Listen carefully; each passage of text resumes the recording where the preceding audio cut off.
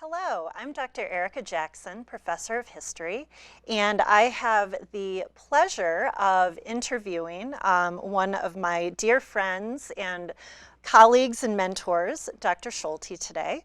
So this is Dr. Stephen Shulte. He was named Professor Emeritus of History at CMU in 2020. He is the author of As Precious as Blood, The Western Slope in Colorado's Water Wars, 1900 to 1970, published in 2016, and of Wayne Aspinall and The Shaping of the American West, published in 2002, both by the University Press of Colorado. Dr. Shulte was awarded CMU's highest honor bestowed upon faculty in 2004 when he won the Distinguished Faculty Award. Welcome, Dr. Shulte. It's always good to come back to the campus. Yes, absolutely. So we are going to be talking about Wayne Aspinall today. And so I wanted to start off by asking you, for somebody who's never heard of Wayne Aspinall, how would you describe him? Who was he as an individual?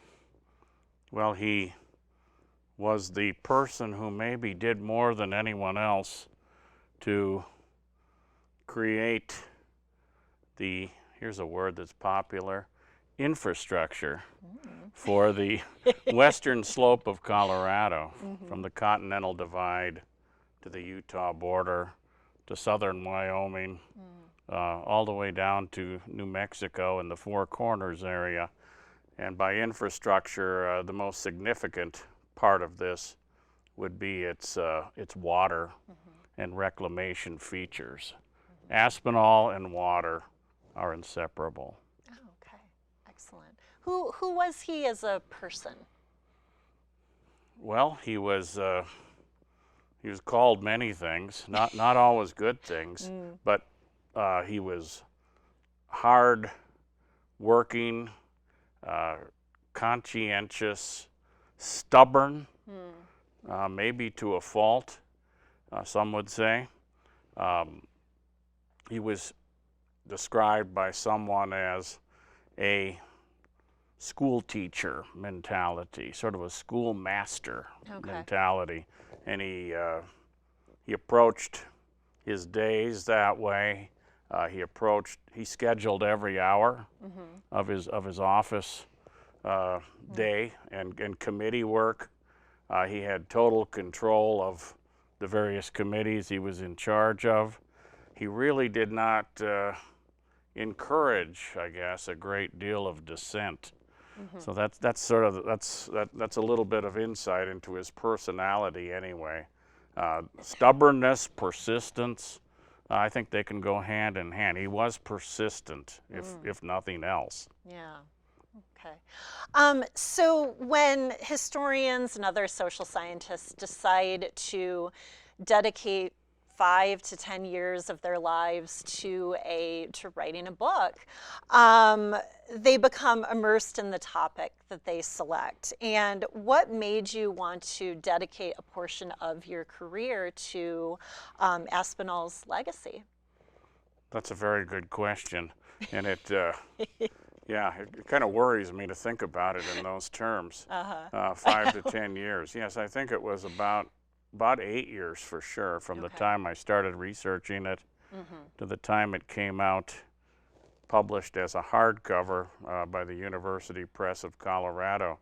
I heard his name, of course, before. In fact, I actually corresponded with him when I was writing my PhD dissertation on a non-Colorado topic. It dealt with Indian policy on the northern plains, but one of the individuals I was interviewing for that project said, "Steve," and he really did say this, "Steve, if you really want to know about Indian policy, you need to talk to Wayne Aspinall down in Palisade, Colorado."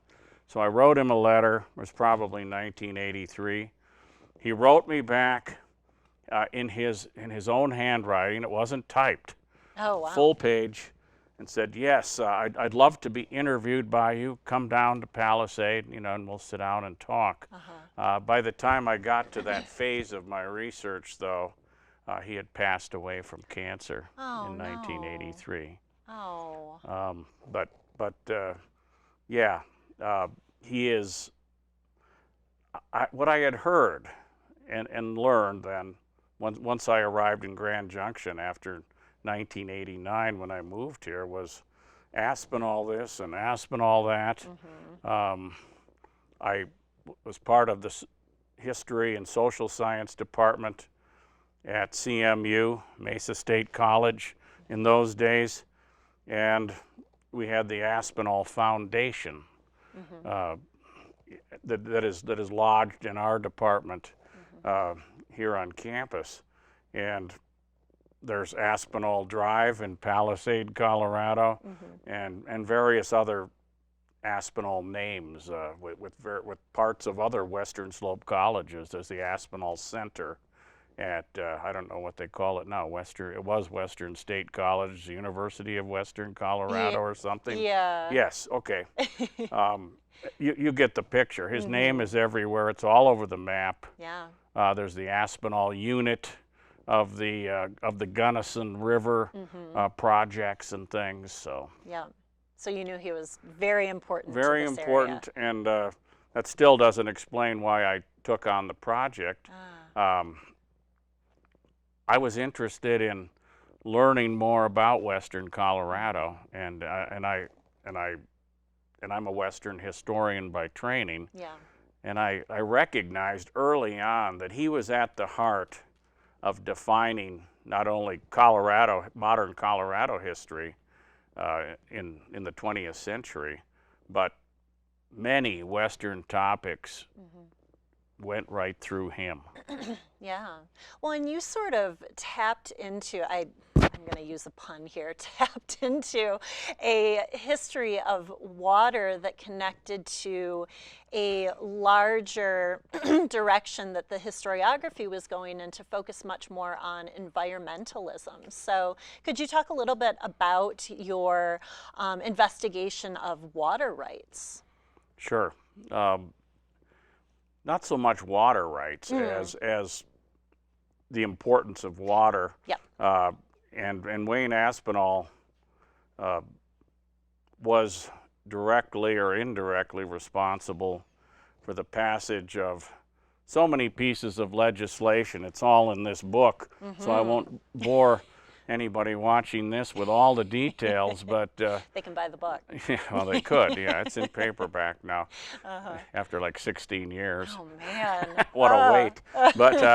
But when he was the chairman of the House Interior Committee, every important piece of water legislation had to clear his committee. Wow. In other words, he could schedule hearings or not if he didn't like the bill, and he was very good at delaying until he, I guess you could say, had all his ducks in a row, legislatively speaking. And he never wanted to move any bill out onto the floor for a vote unless he knew it would pass. And I suspect maybe somewhere he lost a bill on the floor, but he claimed to the end of his life, over 800 went out onto the floor and they all passed. Oh, wow. So he wanted to make sure everything, all the I's are dotted and the T's are crossed and everything else, and it was the legislation he wanted. Yeah. And many of these had to do, not all of them certainly, but many of them had to do with the water infrastructure, there's that word again, that continues to allow us to live in a very arid region. Not just Colorado, but he passed bills for all of the 17 what we call reclamation states of the American West. Oh, interesting. How would you, so you talked a little bit about he's stubborn, but he's also an utmost professional. He kind of sounded type A to a certain extent. How would you describe his style as a legislator? Was he pragmatic? Was he ideological? Focused on the big picture? Was he a details person? He's probably all of those things. Yeah, he had to be pragmatic at times. What I always think of was his persistence. he knew he wanted to get into politics. And maybe this will illustrate the answer to your question. He knew he wanted to get into politics from a young age. He ran for every office in grade school. You know the type. Oh, yeah. Yeah, and I think somewhere I read that he lost an election in high school. It was like the debate society or something. And then a week later, he beat the very same person for another club at the high school. Okay. Yeah, I think it was Mount Lincoln High School, which is near Palisade. It's no longer a high school, of course. Oh, interesting. Merged with Palisade. Yeah, yeah. A small class. What else? He wants to run for the state legislature in 1926. The local Democratic Party, under the control of Daily Sentinel, Grand Junction Daily Sentinel editor and publisher Walter Walker, says, no, wait your time. There's others ahead of you, Wayne. 2 years later, 1928, comes to Walker, no, you're not ready, Wayne. So-and-so is going to hold on to the office. 1930, finally gets the green light.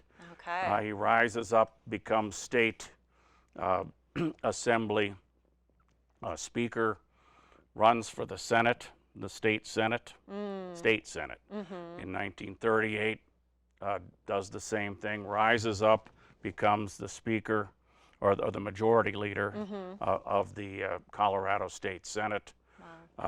Okay, he goes off to war for the second time. He's in World War I. Wow. He becomes he's an attorney, so he becomes part of the Allied government that was sort of following the troops into Europe in 1944 and into 45. They needed attorneys, so he's back in the service. Comes back to Colorado and thinks, well, maybe I can run for Congress. Walter Walker, still there, says, no, we're not quite ready we're not ready to have you yet. By the way, he had tried to run in 1941 for Congress when Edward Taylor, who had represented Western Colorado, 1909 to 1941, absolutely legendary congressman, died right after Pearl Harbor. Oh, wow. And Aspinall thought, well, this is my chance to run for Congress. Nope. Frank Delaney from Glenwood got Walter Walker's blessing that time. Oh, man. He lost. Okay. So Aspinall believed, well, there's a chance here. So finally, in 1948, he's 52 years old. He talks to Walter Walker and others. Could I have a chance at the House seat? Yeah. Of course, he has to unseat an incumbent to do so. Yeah. Oh, my gosh. Yeah, Robert Rockwell, who won the election in 1941 and succeeded Taylor. And Aspinall wins finally at age 52. That's fairly late to be a first-term congressman. Yeah. Yeah, that tells you something about his personality. Oh, absolutely. But if you had asked him, probably when he came back from Europe in 1945, he would say, I think I'd like to be governor, which was always kind of in his sight. But there was a Democratic governor at that time. Oh, okay. Yeah. Okay. So how might we understand Aspinall's approach as a pre-ecological Democrat? Well, he was like almost anyone else in the era of the early 20th century through the 1950s into the 1960s when he had his greatest influence. He believed that the environment was obviously very important. It's the heart of his congressional district, the natural resources. But they were here and put here to be used. Above all, to be managed and used. Okay. Many times he referred to himself as a Teddy Roosevelt conservationist, which means giving natural resource great care, but use above all. What good does it do if it just sits? Yeah. Yeah. Needs to and be that, harnessed. yes, yeah, absolutely. Okay. So he is not somebody who jumped first on the bandwagon of what we would call the environmental movement. He considered himself an environmentalist, the Interesting. best kind of environmentalist, because I believe in managing the Yeah. environment. But I don't want to set things aside and not use them. It would be wrong to say he didn't enjoy and love the outdoors. Okay. You know, he always bragged about how beautiful his congressional district, which was, for the most part, usually about 25 counties, mainly, but not always, because they redrew the district lines later on in western Colorado. And you know, he would talk, I have 25 or 30 gorgeous canyons and rivers and streams that have been carved out by nature. And if we have to flood some to enhance our water supply, that's not necessarily a bad thing, because there's many more. Yeah. Yeah. But of course, the environmental movement, which will emerge in the 1950s and 60s, will not see it that way.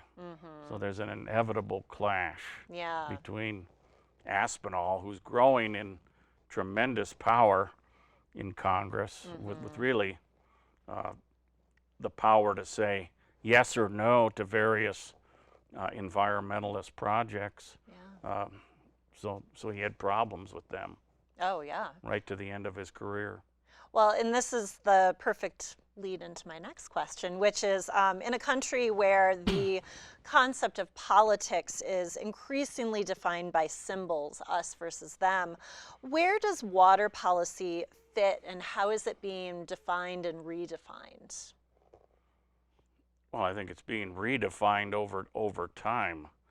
In Aspinall's era, he wanted to make sure we had enough water to ensure that the upper Colorado River Basin states, and they would be Wyoming, these are states that contribute to the Colorado River itself, Colorado, Wyoming, Utah, New Mexico primarily, that this region has enough water to ensure that it could sustain a healthy population growth and economic growth. The fear that Aspinall had throughout his career was particularly that California and then Arizona to a lesser degree, Nevada really wasn't in the picture as much, but it is part, now it is, of course.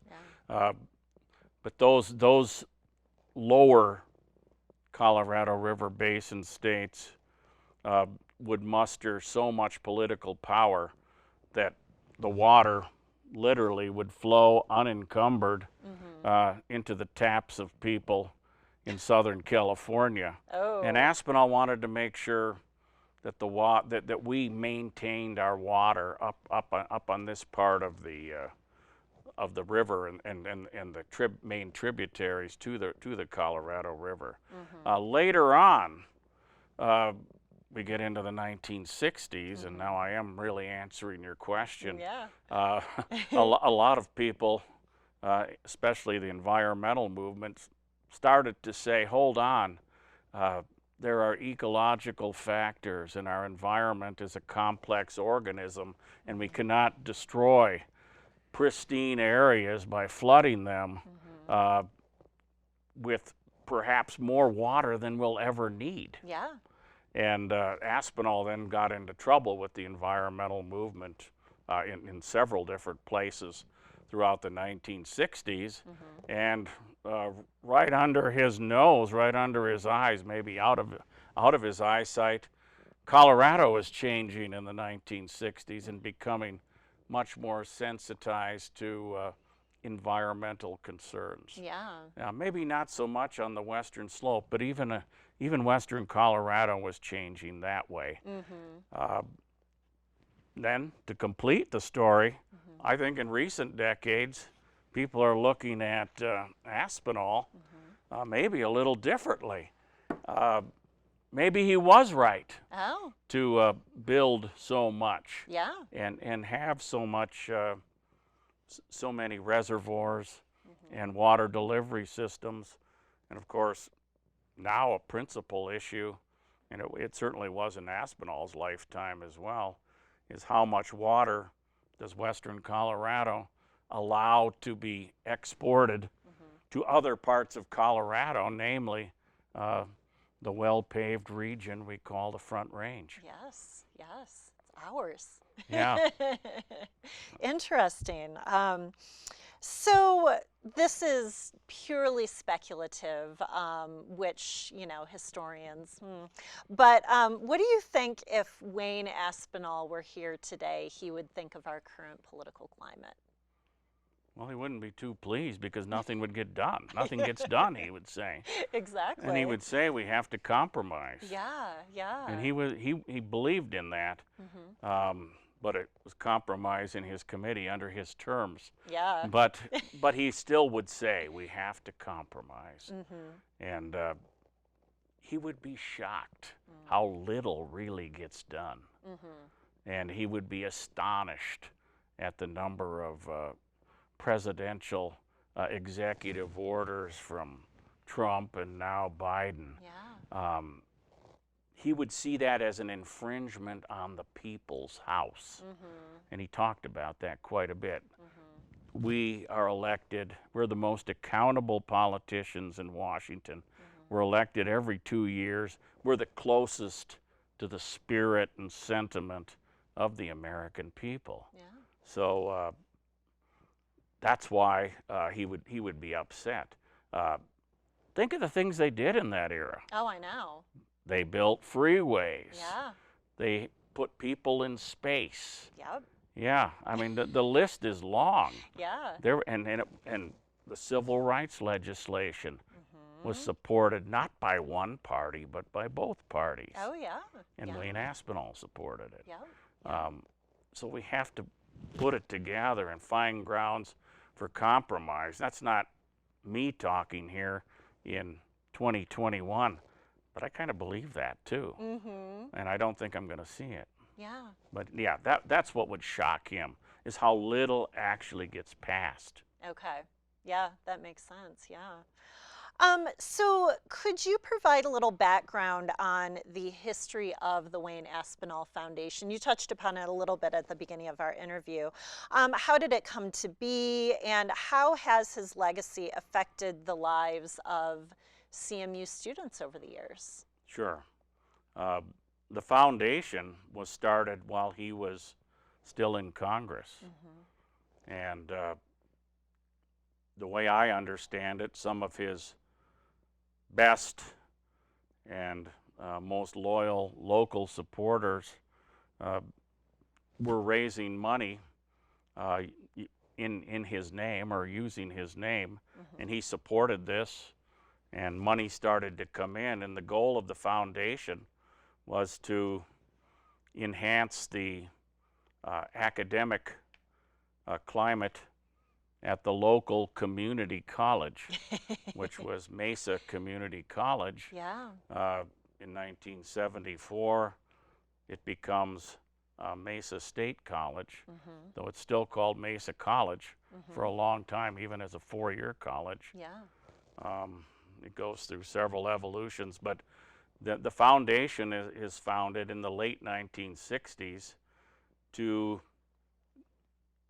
again, help enhance the academic side of the campus, give scholarships to students, and do something to promote education on campus. In recent times, really the last 25 or 30 years, I don't have the exact number, the foundation has brought to campus notable scholars in history, Yeah. political science, and other social sciences. Uh, the other notable achievement of the foundation is to award uh, anywhere from 5 to 10, depending on the year, uh, pretty good scholarship stipends for our best students in the social sciences. And the idea is and Wayne Aspinall certainly blessed this while he was still alive. The idea is we would like to give history, political science, sociology, psychology students a chance to finish their education at this college. Wayne Aspinall was a school teacher first, so we always think when students apply for these scholarships that we would like to see them sort of follow in his path. Yeah. Not necessarily be teachers, but give something back. Teachers certainly do. But public service is a very important part of the Aspinall Foundation's desire for scholarship applicants. The foundation has done other things back in the early days, and this started back when the congressman was still a part of the foundation and still on this earth, and that was to have symposium. Annual symposium on some topic, and they bring in a couple people and they debate things. So they tried that for a while. So it's done many things. It has really helped many students over time, and some of our best students that we fondly recall in our department, social and behavioral sciences, have had Aspinall scholarships. Yeah, absolutely. Well, and just the immense help that provides to those students in completing their educational careers it's just profound to think about. Yeah, absolutely. Yeah. So, well, is there anything that you would like to offer further before we conclude our interview that you would like everyone to know about Wayne Aspinall that you didn't already talk about? I didn't mention the Wilderness Act, so well, go ahead. No, that would take us an hour. Oh. And that's really the heart of whether he's the argument whether he's an environmentalist or conservationist, and he would argue that he shaped the Wilderness Act so that it would be that's the 1964 Wilderness Act. So he shaped it in such a way that it was acceptable to resource users of the American West, and it's a compromise between environmental interests and resource users, people who have accessed the public lands as part of their economic, as part of the economy out here, mining, cattle grazing, etc. So he would say this is an example of the need to compromise. Yeah. I was thinking too about sort of this interesting connection of land use and also the boom of tourism that came about while he was still alive. Is there any evidence as to what he thought about more and more people coming into Colorado to make use of our beautiful natural resources? There's very little evidence of that. He was I think he believed it's a beautiful place and people are going to come, but he was not yet, and this is the developing ecological values that he was not really a part of. The next generation was. So to say that he closed his mind to it, I think, is wrong, because the majority of resource users in the American West would have believed with Wayne Aspinall. But tourism was developing clearly. but he didn't see the necessity of ensuring that we have all sorts of free-flowing streams. That's a hard one to pronounce. Yeah. Yeah, free-flowing streams. He wanted them. He believed they'd be here, and he didn't see them as particularly endangered in his lifetime. And he probably wouldn't understand some of the things we're doing relating to tourism. Yeah, absolutely. That was just developing in the 60s and would gain firmer ground in the 70s and beyond, 1970s and beyond. Okay, great. Well, thank you so much for this opportunity to get together and chat with you about Wayne Aspinall, and I've learned a lot, and I hope everybody else watching this interview has as well. So thank you very much. Oh, it's been fun. I love talking about Congressman Aspinall. Absolutely. Thank you.